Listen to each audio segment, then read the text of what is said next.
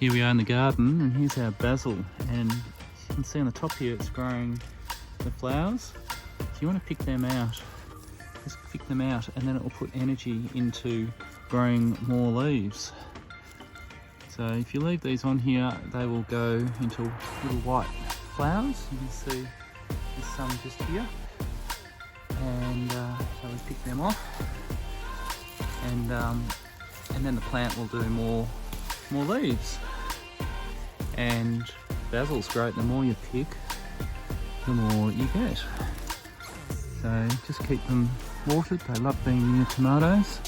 You can see we've got tomatoes growing right next to them.